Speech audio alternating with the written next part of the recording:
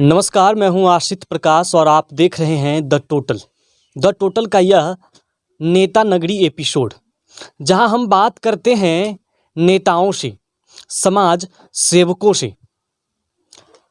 अक्सर नेताजी को आप टीवी पर देखते होंगे, बातें होती है कितने सीटों पर चुनाव लड़ रहे हैं, अगले चुनाव में क्या होना है, पिछले चुनाव में क्या हुआ, अगला रणनीति क्या है। पर नेता जो बनते हैं उनके संघर्ष की कहानी जानने की इच्छा आपके अंदर शायद नहीं होती होगी। पर द टोटल की इस नेता नगरी का एक कॉन्सेप्ट है कि राजनीतिक बात के साथ साथ उनके जीवन की संघर्ष को भी समझा जाए। और आज इसी कड़ी में मैं मौजूद हूँ समस्तीपुर जिले के कल्याणपुर प्रखंड अंतर्गत मधुवन गांव में, जहां मैं बात करूंगा कल्याणपुर प्रखंड के पूर्व प्रमुख इफ्तिखार अहमद जी से। इफ्तिखार अहमद जी, आपका बहुत बहुत स्वागत है हमारे इस शो नेता नगरी में। आपका भी। अक्सर आपके बारे में लोग तो पूरे क्षेत्र में आपको जानते हैं, पहचानते हैं, आपके कामों को लेकर, कार्य को लेकर। पर आपका जो वो बचपन का समय था, आपका जो बचपन का समय था वह कैसा था? हम स्कूल में पढ़ते थे, किशनपुर हाई स्कूल में। तो एडमिनिस्ट्रेशन से मेरा बहुत लगाव रहा और हम चाहते थे कि एडमिनिस्ट्रेशन अच्छा हो। इस क्रम में हम 8वां से हाईएस्ट सेकेंडरी तक मॉनिटर रहे अपने क्लास में, और निर्विरोध हम मॉनिटर चुने जाते थे। और स्कूल की जो व्यवस्था थी उसमें दूसरे क्लास के लोग भी आकर के सीखते थे कि किस तरह से बच्चों को उठना चाहिए, बैठना चाहिए, क्लास खाली रहे तो ऑफिस में किस तरह से इंफॉर्मेशन देना चाहिए। तो ये बात हमेशा बचपन से रही और हमारी पढ़ाई लिखाई यही किशनपुर हाई स्कूल से हुई। फिर समस्तीपुर कॉलेज से हमने ग्रेजुएशन किया। आपका जब बचपन बीत रहा था उस वक्त आपके परिवार में कौन कौन लोग थे? जब मेरा बचपन था तो मेरे परिवार में मेरे फादर थे जो ध्रुगामा के सरपंच हुआ करते थे और वो फ्रीडम फाइटर भी थे। मेरी माँ थी और मेरी एक फूफू थी बूढ़ी, जो मेरे फादर से बड़ी थी, और हम थे और एक तैयब खान नाम के एक आदमी थे जो खेती वेती कराते थे।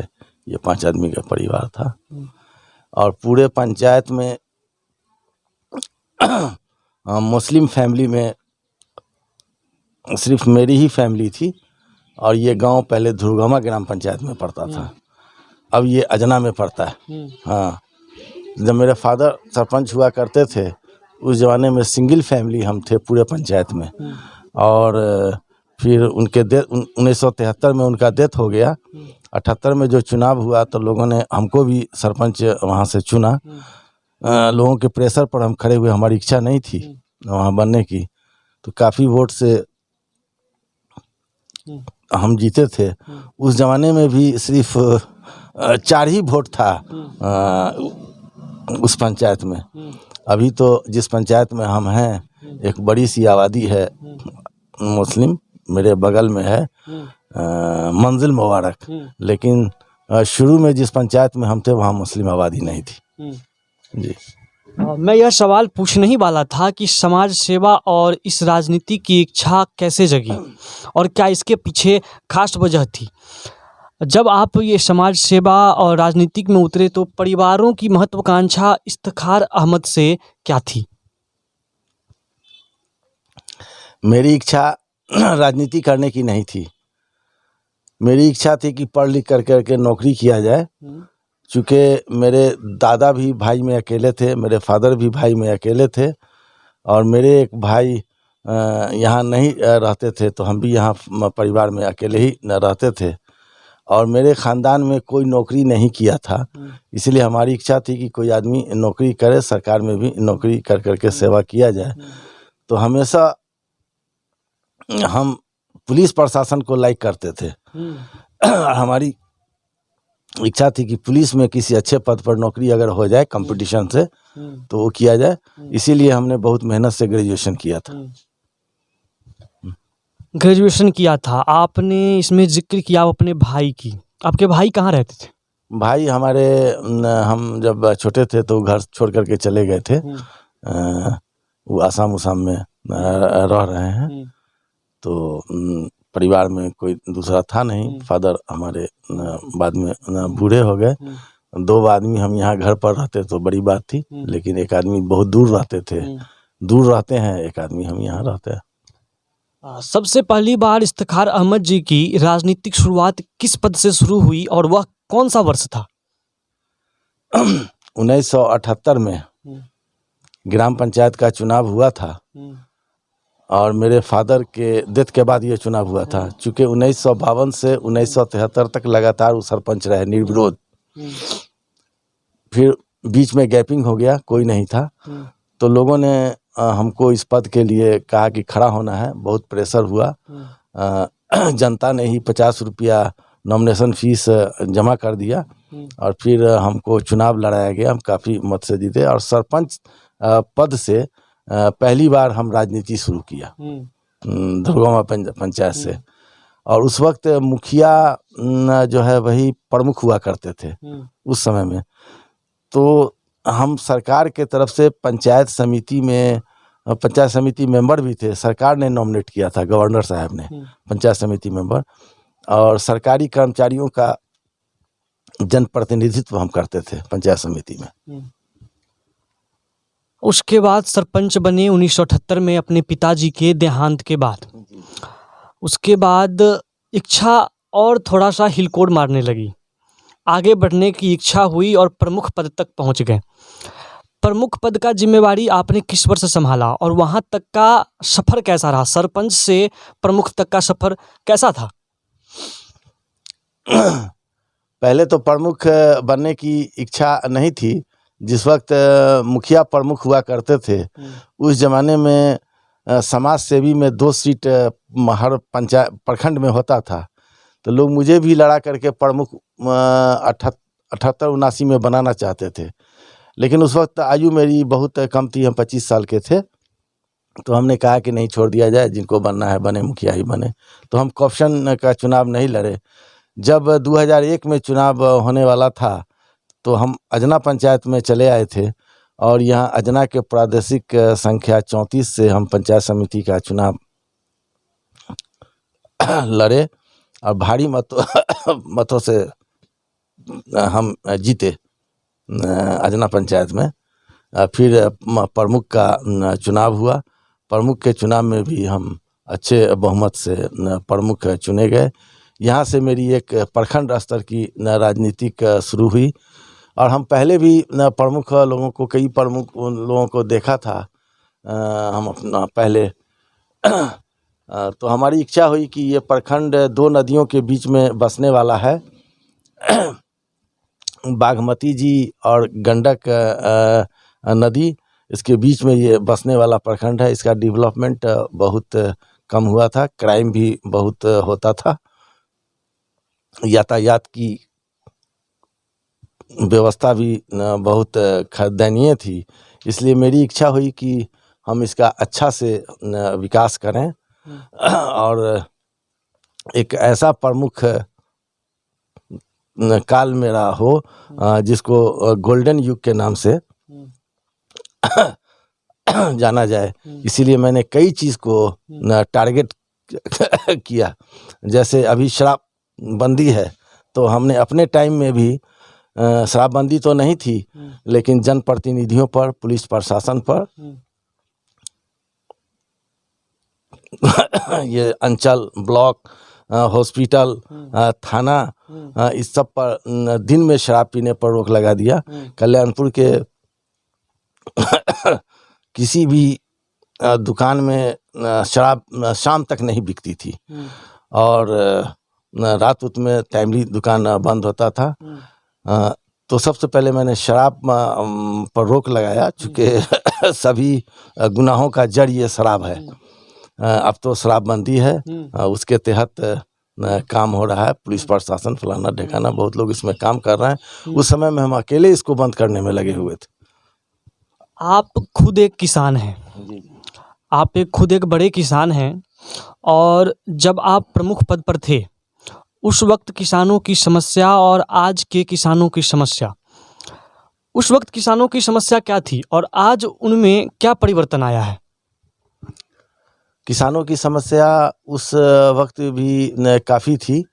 बीज के नाम पर जो बीज आता था वो अच्छा नहीं था, लेकिन हम अपने कार्यकाल में जो बीओ थे हमारे राम भरोसा चौधरी जी वो बहुत तेज़ तर्राफ थे। तो उनको ये जिम्मेदारी हम दिए हुए थे कि अच्छा से अच्छा बीज कल्याणपुर को दिया जाए। बैंक जो ऋण देती है, उस वक्त लैंड मॉर्गेज हुआ करता था, और लैंड मॉर्गेज बैंक ऋण दे या और भी कोई बैंक अगर ऋण दे तो उसमें कमीशन उमीशन की जो व्यवस्था थी उस पर हमने रोक लगाया था। जो बैंकर्स की मीटिंग होती थी ब्लॉक में, तो ख़ास तौर पर हमको उस बैंकर्स मीटिंग में बुलाया जाता था। और हमको जहाँ तक याद है कि उस पीरियड में जो लोग जो भी किसान लोन लिए होंगे उनको 10% या 15% जो देने की बात है, ऐसी नहीं हुई। और वहाँ की समस्याओं में और आज किसानों के साथ क्या समस्या है, और उसकी तुलना में आज क्या किसानों की समस्याओं में बदलाव हुआ है, क्या कुछ विकास हुआ है? किसानों की समस्या में तो कोई बदलाव नहीं हुआ। पहले से अधिक समस्याएं खराब हैं। हम लोगों के टाइम में समस्तीपुर शुगर फैक्ट्री थी। जब हम प्रमुख थे तो शुगर फैक्ट्री थी, चलती थी। बहुत अच्छे हालत में नहीं चलती थी, फिर भी चलती थी। किसान गन्ना लगा करके भी कुछ अपना भरण पोषण परिवार का करते थे। वो शुगर फैक्ट्री बंद हो गई, अब नहीं चल रही है।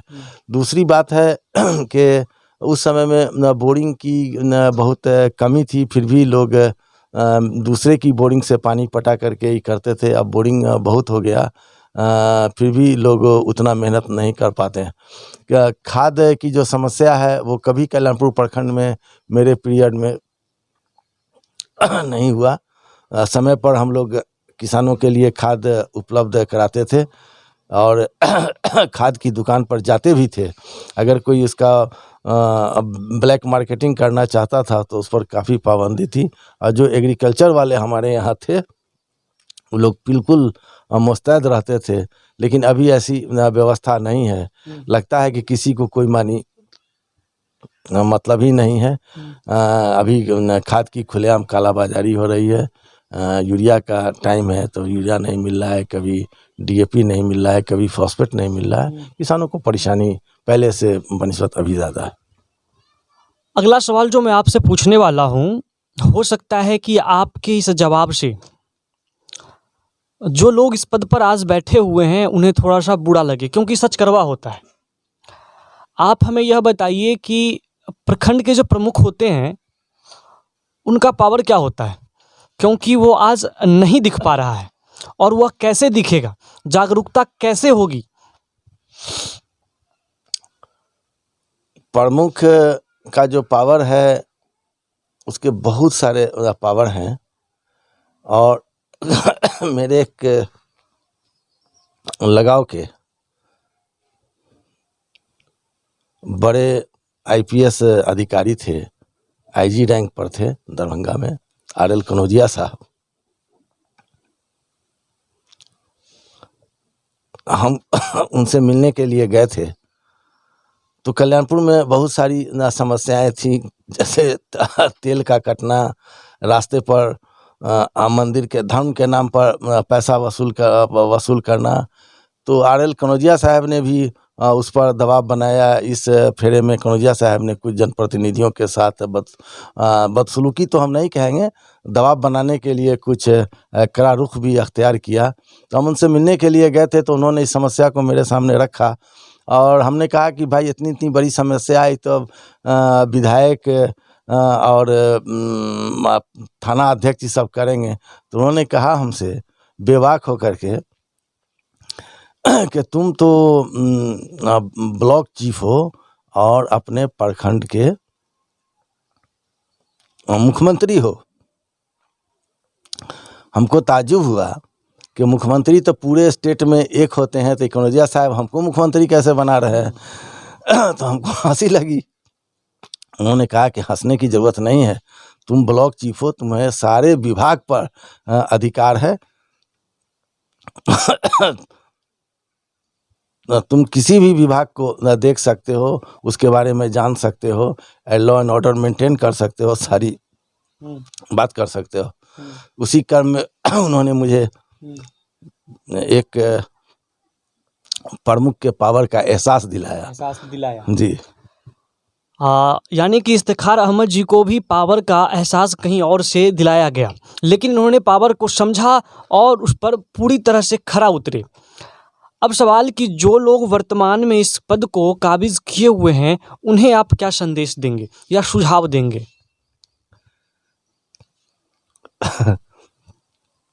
ये तो राजनीतिक बात हो गई। राजनीतिक बात नहीं, एक सुझाव रही बात कि एक सीनियरिटी के नाते रही बात कि हमें पूरे बिहार में चुना गया था और एक जिला परिषद मधुबनी के थे, उनको चुना गया था और हम लोगों को ट्रेनिंग दी गई थी पटना सोन भवन में। और हम लोगों को चुना गया था और हम लोगों को ट्रेनिंग दे करके मास्टर ट्रेनर बनाया गया था। मास्टर ट्रेनर बनाया गया, लेकिन काम हम लोगों से नहीं गया सर। मास्टर ट्रेनर तो बनाया गया, पूरे बिहार के जनप्रतिनिधियों को घूम घूम करके हम लोगों को पढ़ाना था, उनके पावर के बारे में उनको पढ़ाना था। तो उस वक्त तो नहीं पढ़ा सके, लेकिन आप पूछ रहे हैं तो हम कहना चाहते हैं कि वर्तमान में जो भी प्रमुख हों, चाहे कल्याणपुर हों या पूरे ज़िला के हों या बिहार के लोग हों, उनको अपने पावर का एहसास होना चाहिए। और वो ब्लॉक चीफ हैं, एक जनप्रतिनिधि में जो पावर प्रमुख को है, चूँकि उनका चैम्बर है, उनको अनुसेवक है, उनकी ऑफिस है, प्रखंड विकास पदाधिकारी जो डिप्टी कलेक्टर हैं, वो उनके पंचायत समिति के सचिव हैं। इतना पावर रहते हुए अगर पावर का इस्तेमाल नहीं होता है तो वो दुर्भाग्य है। इसलिए उनको बैठना होगा, रोज़ाना ऑफिस में समय देना होगा, एक निर्धारित टाइम कर देना होगा जिसमें जनता अपनी समस्या लेकर के आएगी और सुनेगी। हम भी प्रत्येक बुध को एक जनता दरबार रखते थे और उसमें सारे डॉक्टर, सारे इंजीनियर, सुपरवाइजर, प्रखंड विकास पदाधिकारी, दोनों थाना प्रभारी, कल्याणपुर चकमेसी अंचला अधिकारी वो मौजूद होते थे।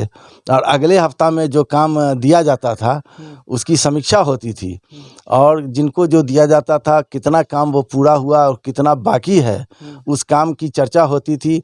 और फिर आगे का टारगेट बना करके दिया जाता था, जिससे बहुत आसानी से जनता का काम निकलता था और जनता प्रमुख के कार्य से बहुत संतुष्ट थे।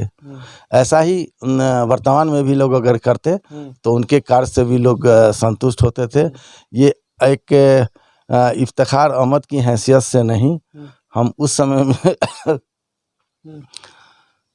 जो मास्टर ट्रेनर बनाए गए थे उस हैसियत से कह रहे हैं।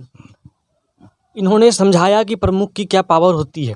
बुरा मत मानिएगा, सलाह के तौर पर लीजिएगा, क्योंकि आप उसी कार्य के लिए चुने गए हैं। जनता के विश्वास पर खरे उतरिए। एक चीज़ बड़ा ही गजब का चीज़ रहा आपसे बातचीत में कि आप कुछ बनना नहीं चाहते थे, राजनीति की माना नहीं चाहते थे, लेकिन उतने ही आप आगे बढ़ते गए। ठीक है, अक्सर राजनीतिक में जब आते हैं तो इच्छा होती है कि थोड़ा सा आगे बढ़ा जाए, प्रमुख पद तक आप आएँ। क्या आपकी इच्छा नहीं हुई कि थोड़ा सा और आगे बढ़ा जाए और विधायकी की चुनाव या फिर किसी पार्टी की ओर से टिकट के सिंबल पर थोड़ा सा चुनाव में आगे बढ़ा जाए? हम जब कांग्रेस में होते थे तो कई बार मेरा नाम बिहार बीपीसीसी से गया, एआईसीसी, फिर वहाँ कुछ मेरी पैरवी नहीं हो पाती थी, इसीलिए टिकट नहीं मिल सका। जब हम जनता दल में थे तो टिकट हमको समस्तीपुर से ऑफ़र किया गया था, लेकिन हम कल्याणपुर से लड़ना चाहते थे। चूँकि समस्तीपुर में हम लड़ कर के क्या करते, हम कल्याणपुर के थे और हम बगल के विधायक बन भी जाते समस्तीपुर के तो कल्याणपुर के जनता की सेवा नहीं कर पाते, तो हमको बहुत मायूस सा लगा और हमने इस ऑफ़र को निगलेक्ट कर दिया कि हम समस्तीपुर से चुनाव नहीं लड़ेंगे। यानी कि इच्छा आगे बढ़ने की थी, ऑफ़र भी मिला, लेकिन अपना क्षेत्र नहीं मिला, जनता का सेवा करने का मौका नहीं मिलता, अपने लोगों की सेवा करने का मौका नहीं मिलता, इसलिए इन्होंने ठुकरा दिया। ठीक है, जनता दल से जदयू में आने के पीछे क्या कारण रहा? क्या जनता दल की सरकार नहीं रही इसलिए जदयू ज्वाइन कर लिया, या फिर कोई और वजह?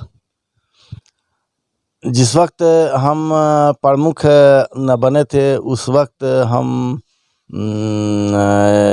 भाई जनता दल राजद में ही थे, लेकिन जो राजद के लोग थे वो काम में बहुत बाधा उपस्थित करते थे। विकास की जगह वो धूम-धाम चाहते थे, अराजकता चाहते थे। और मुझे याद है कि 26 जनवरी 2002 को हमने झंडा उत्तोलन करने के बाद प्रखंड मुख्यालय पर अपने संबोधन में कहा था कि कल्याणपुर को अपराध मुक्त करना है कि नहीं। इसके लिए पुलिस प्रशासन से सहयोग मांगा, तमाम आम जनताओं से सहयोग की अपील मैंने किया, जनप्रतिनिधियों से भी मैंने अपील किया, लेकिन इसका रिएक्शन भी जनप्रतिनिधियों की तरफ से हुआ। चूँकि जनप्रतिनिधि में हर मिजाज के लोग थे और उन्होंने कहा कि साहब ये तो सुपरमेसी की बात है, अब ये इन्होंने घोषणा किया है कि अपराध मुक्त कल्याणपुर हो, ये कैसे अपराध मुक्त होगा। मैंने थाना प्रभारी से रिक्वेस्ट किया कि जो भी सफ़ेद पोश लोग थाना पर जाकर किसी अपराधी की पैरवी करते हैं तो आप उनको थाना पर बैठने नहीं दें, उनकी बात नहीं सुने। अगर उनकी पैरवी आप सुनेंगे तो हमसे बुरा कोई नहीं होगा। यानी कि यह सख्त अहमद साहब जनता के लिए बेबाक, जनता की कामों के लिए सीरियस, कोई भ्रष्टाचार नहीं, काम करना है और पूरी ईमानदारी से करना है। खुद भी करते थे और अपने अधीन लोगों से भी करवाते थे। राष्ट्रीय जनता दल के छोड़ने का वजह यह था क्योंकि लोग कामों में बाधा बनते थे, अराजकता फैलाना पसंद करते थे, कामों को नापसंद करते थे, इसलिए जदयू ज्वाइन कर लिया। अब एक सवाल और, आपने जिक्र किया शराबबंदी की, आप जब प्रमुख थे तो बंद कर दिए, लेकिन आज आपके नेता मुख्यमंत्री नीतीश कुमार शराबबंदी की बात करते हैं। अब तो समाज सुधार यात्रा भी, अब शराबबंदी क्यों नहीं हो पा रही है? हाँ, अफसोस की बात है, इसमें बहुत सारा प्रोग्राम शराबबंदी का चला, मानव चयन भी बना, मुख्यमंत्री का बराबर प्रोग्राम भी आता है, हर बिजली खंभा पर भी टोल फ्री नंबर लगाया गया है कि इसका इन्फॉर्मेशन दें, लेकिन ये सब से नहीं हो सकता है, इस सब तरीके से बंद नहीं हो सकता है जब तक हम अपने आप चेंज नहीं लावें। जो संगठन है मेरा, उसमें भी परिवर्तन लाने की ज़रूरत होगी और हमको ये देखना होगा कि जो लोग मेरे साथ हैं उनका कैरेक्टर क्या है। इसलिए कि बहुत सारे लोग ऐसे हैं जो इस बड़े धंधा को करते हैं या उनका बड़ा कारोबार है और इसको पुलिस प्रशासन पर दबदबा बनाने के लिए भी पद हासिल किए हुए हैं। तो माननीय मुख्यमंत्री से मेरा आग्रह है कि ऐसे लोगों को सबसे पहले पार्टी से निकाला जाए या उस पद से उनको हटाया जाए। इसका एक रिव्यू करें, उसका जांच करवा करके ईमानदार आदमी न से खड़ा करके ही करें, तो निश्चित रूप से जो उनका कार्यक्रम है वो सफल हो सकता है। और पहले भी हमने विकास के लिए हमने चुना कि शराब जो है वो सभी बुराइयों की जड़ है और सबसे पहले मैंने शराब पर ही कंट्रोल किया कि जनप्रतिनिधि, प्रशासन के लोग ये शराब नहीं पिएंगे तो समय पर काम भी होगा, एडमिशन भी अच्छी रहेगी, और उसमें मुझे बहुत ज़बरदस्त कामयाबी हासिल हुई। वर्तमान में बिहार की राजनीति में थोड़ा सी गर्माहट है। तेजस्वी यादव नीतीश कुमार को लेकर मुखर रहते हैं, विधानसभा में गजब का भाषण दिया। जदयू और बीजेपी के गठबंधन पर उन्होंने सवाल खड़ा किए। आपका बिहार के वर्तमान राजनीतिक पर क्या राय है, क्या टिप्पणी करना चाहेंगे? देखिए, हम इस लायक नहीं हैं कि किसी पर टिप्पणी न कर सकें। मुख्यमंत्री तो हमारे हम उम्र हैं और काफ़ी अनुभवी हैं। तेजस्वी जी भी पद पर हैं, विरोधी दल के नेता हैं तो काफ़ी अनुभवी हैं। विरोधी दल का नेता होना भी कोई मामूली बात नहीं है।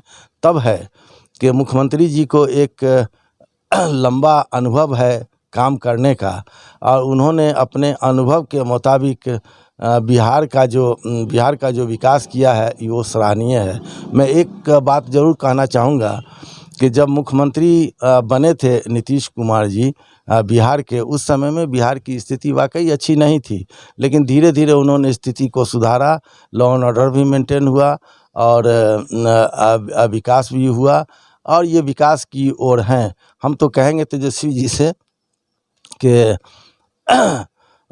नीतीश जी से सट करके कुछ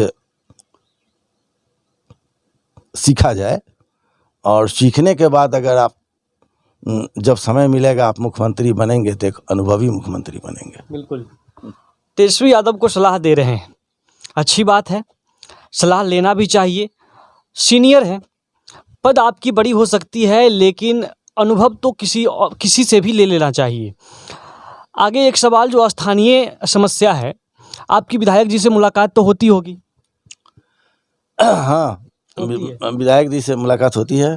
तो यहाँ इधर काफ़ी दिनों से नहीं हुई है। तो यहाँ की जो किसानों की स्थानीय समस्या है, फसलों की बिक्री के लिए लोगों को उनका समर्थन मूल्य नहीं मिल पाता है, इसके लिए कभी उनसे बातचीत हुई है? इधर काफ़ी समय से इस पर बातचीत नहीं हुई है, लेकिन पिछली बार जो फ्लड आया था, जिसमें ओवरफ्लो करके पानी आ गया था पश्चिम से पूरब की ओर, उस समय में हमारी बातचीत हुई थी। उन्होंने मेरा राय भी लेना चाहा, तो हमने कहा कि किसानों का बहुत नुकसान हुआ है। ठीक है, बांध नहीं टूटा, लेकिन बांध के ऊपर से ही पानी से तो नुकसान हुआ, और किसी तरीके से पानी से किसान का फसल दह गया, इसलिए उनको इसका सब्सिडी मिलना चाहिए था। उन्होंने प्रयास किया, ऊंचे पदाधिकारियों को लाया, डीएम साहब भी आते थे, उनके साथ बांध का निरीक्षण किया, देखा पूरा कल्याणपुर फ्लडेड था। तो जितना दिलाना चाहिए था वो तो नहीं हो सका, लेकिन something is better than nothing. नहीं से कुछ अच्छा हुआ, और बहुत सा पंचायत जैसे अजना पंचायत ये सब है वो बचा रह गया, और यहाँ वाटर लॉकिंग रह गया, पूरा चौर एकदम दह गया। इन लोगों को, किसानों को नहीं मिला, लेकिन कल्याणपुर पीच रोड से पश्चिम किसानों को रिलीफ मिला, और जो लोग के घर में पानी घुस गया था, बांध पर चले गए थे, उनको भोजन की भी व्यवस्था की गई थी। इधर इस मैटर पर विधायक जी से मेरी बातचीत नहीं हुई है, और कोरोना को लेकर के हम भी पटना नहीं गए। तो बात करेंगे आगे? निश्चित रूप से की कटाई होने वाली है, निश्चित रूप से बात करेंगे, और फसलों की कटाई होने वाली है, इसलिए वो पैक्स अध्यक्षों की मीटिंग करें, पैक्स अध्यक्ष को बुला करके उनकी बैठक करें, क्या उनका प्रोग्राम है, क्या उनके विभाग का निर्देश है, उसमें उनको सहयोग करें, और फसल कटने के पहले उनको एक्टिव करें, ताकि वो समय पर किसानों का फसल खरीद सकें, उसका सही मुआवजा दे सकें। ऐसा नहीं हो पाता है, चूँकि जो पैक्स वाले खरीदते भी हैं वो सरकारी मूल्य के मुताबिक तो करते हैं, लेकिन निर्धारित मूल्य के मुताबिक, लेकिन पेमेंट के समय में वो उतना पेमेंट उनको नहीं दे पाते हैं। ये दुर्भाग्य की बात है, ऐसा नहीं होना चाहिए। फसलों की कटाई होने वाली है, पैक्स अध्यक्षों की मीटिंग होनी चाहिए फसलों की कटाई से पूर्व ही, ताकि फसलों की खरीदारी के लिए व्यवस्था की जाए। आपने हमें इतना समय दिया, इसके लिए आपका बहुत बहुत धन्यवाद। मैं भी आपका आभार व्यक्त करता हूं कि आप दोनों आदमी नौजवान हैं, और रूरल एरिया की समस्याओं को लेकर के आपने मुझसे बात किया, इसलिए आपको भी बहुत बहुत धन्यवाद। हमारे साथ जुड़े थे कल्याणपुर प्रखंड के पूर्व प्रमुख, जिन्होंने हमसे बात की अपने बचपन के दिनों से लेकर वर्तमान तक की बातें। उम्मीद करता हूं कि आप भी देखेंगे इसे और आपको भी अच्छा लगेगा, और अच्छा लगेगा तो आप अपना सुझाव दीजिएगा सब्सक्राइब करके। अभी के लिए बस इतना ही। नमस्कार।